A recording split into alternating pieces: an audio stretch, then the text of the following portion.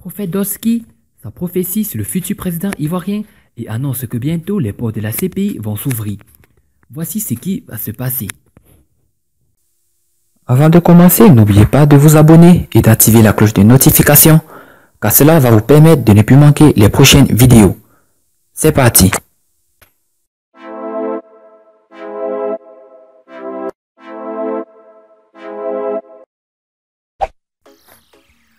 Après avoir annoncé des prophéties sur les élections présidentielles au Gabon puis aux États-Unis qui sont réalisées, Prophète Dolski Jean Yoro de nationalité ivoirienne se penche sur le sort de la Côte d'Ivoire en 2020.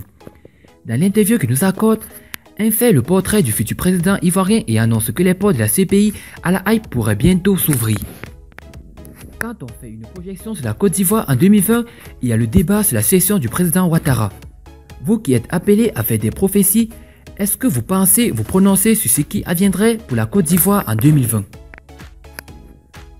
Prophète Dolski, il faut rappeler que j'étais parmi ces rares prophètes qui ont dit qu'Alassane Ouattara allait être président en 2010. Pendant que tout le monde écoutait Malachi qui a induit tout le monde en erreur. Il y a eu des vidéos de moi sur YouTube à cette époque en train de faire la prophétie sur le président Alassane Ouattara. Les gens peuvent aller vérifier. Et il a été vraiment président.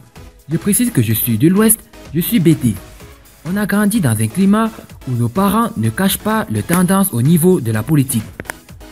Mais moi je disais tout le temps que celui-là allait gagner. Aujourd'hui ce que je vois dans 20 ans, c'est ce que j'avais déjà vu il y a plus de 5 ans. Et récemment encore, j'ai dit que l'état de santé précaire de cet homme ne va pas l'emporter. Les gens ont toujours dit qu'il a une maladie de cœur et qu'il va mourir. Les gens ont aussi dit que des Libériens arrivent et il ne va pas terminer son mandat. Mais on est en train de voir qu'il tend vers cela.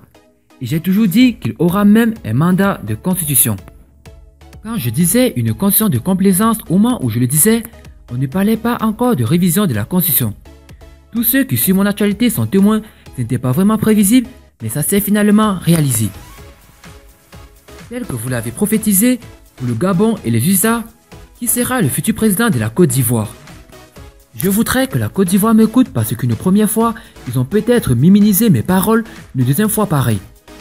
Mais vu que ça s'accomplit à chaque fois, il faut que les Ivoiriens se rendent compte qu'ils ont intérêt à prendre très au sérieux mes paroles. Alors les Ivoiriens attendent votre prophétie.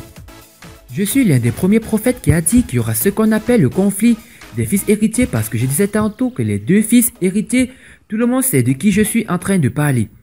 Sont très ambitieux, ils ont de très grandes ambitions de prendre le pouvoir, d'être un jour aussi président de la République. Je disais que ce conflit-là va mettre véritablement un désordre parce qu'au début du conflit, chacun ne va pas dévoiler le visage, mais ils vont monter des camps de la société l'un contre l'autre pour finalement se positionner. Et j'ai toujours dit que le président Alassane Ouattara n'a pas à la base l'intention de rester au pouvoir, contrairement à ce que beaucoup d'hommes pensent. Il va essayer de sortir tranquillement la tête haute pour se donner une fière allure, une image à Nelson Mandela. Mais le problème n'arrange pas l'autre système qui contrôle les pays africains, c'est-à-dire qu'ils sont conscients que si Alassane Ouattara s'amuse à vouloir organiser des élections et sortir la tête haute, les deux fils héritiers qu'il laisse ne vont pas vouloir aller dans la discipline, mais plutôt dans le machiavélisme pour prendre l'un ou l'autre le pouvoir. Ça n'arrange pas la France et la communauté internationale. Parce que cette pseudo-stabilité qu'on a en ce moment le permet libre circulation pour puiser le part dans nos ressources. Mais s'il y a des conflits, il y a encore un désordre. D'autant plus que l'un contrôle la population, est aimé de la population et contrôle une grande partie de l'armée, et l'autre est le chouchou de la politique étrangère parce qu'il est d'ailleurs dans l'église étrangère, surnommée franc-maçonnerie ou Illuminati. Cela, il n'aide pas quelqu'un qui n'est pas de leur église. Je ne sais pas si vous suivez mon regard. Du coup, ces deux pouvoirs vont commencer à véritablement déranger, donc qu'est-ce qu'il faut faire? Il faut créer une constitution de complaisance qui peut arranger une prolongation de mandat pour le président Alassane Ouattara. Mais on ne le dit pas pour qu'il fasse encore un autre mandat, mais pour qu'il puisse perdre le temps afin qu'il n'y ait pas d'élection tôt. Parce qu'il faut organiser les sénatoriales plein de choses, du coup il est encore là le temps de maîtriser la situation. Vous parlez avec des images là. Jusqu'en 2020, préparez-vous à un climat de conflit entre les fils héritiers et c'est dans cet atmosphère qu'il y aura des décisions internationales qui vont surprendre beaucoup de personnes et j'aimerais attirer le regard des gens vers les portes de la CPI. Je demande aux nations de regarder vers les portes de la CPI parce qu'elles vont bientôt s'ouvrir. Je vais m'arrêter là pour l'instant.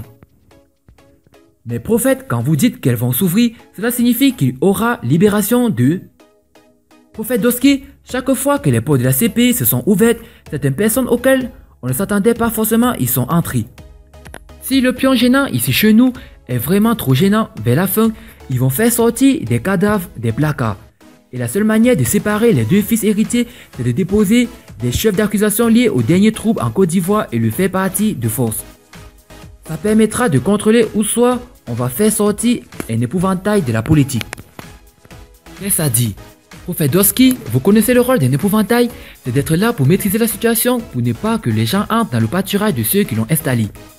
Ce qui est déjà là et que Dieu m'a déjà révélé, c'est qu'à chaque fois que ceux qui sont au pouvoir actuellement commencent à être disciplinés, on les rappelle que si vous faites ça, on va faire sortir telle personne. Donc jusqu'à présent, ils ont réussi à le mettre la muselette en leur disant qu'à tout moment, on peut faire sortir l'autre. Donc les deux plans sont dans leurs esprits et je vous dis, regardez, la porte va bientôt s'ouvrir. Quand je dis qu'elle va bientôt s'ouvrir, les personnages vont commencer à sortir. Le visuel par le pied jusqu'à la tête. C'est-à-dire qu'on verra que ça sort, mais on ne saura pas qui, mais en même temps, quelqu'un peut rentrer. Même en même temps, quand les portes de la CPI s'ouvrent, ça fait toujours peur. Lorsqu'il s'agit de faire des prophéties sur le Gabon et les USA, vous n'avez pas utilisé d'autant de paraboles. Prophète Doski, en effet oui, mais rassurez-vous que ce n'est pas de la peur. Par le passé, je n'avais pas recours aux images, j'ai toujours été quelqu'un qui nommait les choses, qui les désignait par leur nom, mais dans l'Apocalypse, certaines vérités prophétiques doivent être voilées parce que les prophéties sont conditionnées. Rien ne prouve que TB Joshua ait menti quand il a dit qu'Hillary Clinton allait être président des États-Unis. Mais quand un homme comme Trump entend une telle prophétie et qu'il respecte l'homme de Dieu, il peut aller faire des sacrifices pour inverser la situation. Or, il y a des situations quand Dieu ne veut pas que des prières interviennent, il voile. Et quand ça s'accomplit, les gens comprennent de quoi l'homme de Dieu parlait. Je ne prophétise pas pour ma propre gloire, mais je vous promets que le temps va arriver où je vais sortir au travers des programmes pour donner plus de détails sur la Côte d'Ivoire, comme je suis déjà beaucoup connu pour ça. Un dernier message avant de terminer cet entretien. Prophète Doski, le message c'est que dans un premier temps, les gens doivent avoir le discernement en ce qui me concerne. Je ne suis pas un fils rebelle. Généralement dire la vérité contre le système est vu comme ça. Il n'y a pas de changement sans révolution, donc j'ai un esprit de révolution. J'aimerais m'excuser parce que pendant que mes pères, qui sont des grands comme TB Joshua, ont prophétisé X, moi j'ai dit Y. Ce n'est pas parce que je voulais aller contre eux. Je voulais aussi demander pardon par le biais du matin à notre mère spirituelle qui a peut-être mal vu ou mal interprété mes propos. Il faut reconnaître aussi que j'ai dû déraper un peu. Je m'en excuse.